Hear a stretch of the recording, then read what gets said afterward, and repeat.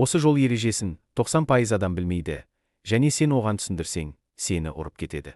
Алматыда осы жол ережесін бұзушылықты бір жан видеоға түсіріп, өтінішке жолдап айыппұлын салдыртқан болатын. Міне, сол оқиғада қай көлік құралына айыппұл салынды? Осы сұрақтың жауабын таба алмайтын сияқтысыз. 10 секунд ойланып, шыныңызды пікірге жазыңыз.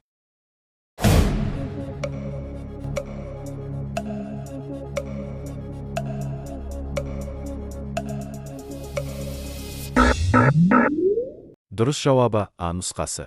Элантра автокөлігіне өтініші арқылы айыппұл салынды. Қазақстан Республикасының жол жүрісі қағидаларының 100-ші тармағына сүйеніп, әкімшілік құқық бұзушылық туралы кодекстің 614-ші бабымен Элантра көлік иесіне 12.975 теңге айыппұл салынды. Бағдаршамның бұрылуға арналған қосымша секциясы жасыл жанғанша күтемін деп әлеуметтік желілерде адастырып жүрген пікірлерге сенбеңіз. Олар Ресей мемлекетінің жол ережесін қазақстандықтарға тықпалап, өздері шатасып жүргендерінен бейхабар. Егер солға бұрылғыңыз келіп, солға бұрылуға арналған қосымша секциясы әлі жасыл жанбаған болса, сіз бұрылайын деп тұрған жолақ солға бұрылумен қатар басқа да бағыттарға арналған болса, ол жолақта сіздің тоқтап, бағдаршамның рұқсат етілген бағытымен бағытталған көліктердің жүрісіне кедергі келтіруіңізге болмайды. Осы бейнероликке демеуші болған Royal Go автомектебіне алғысымды білдіремін.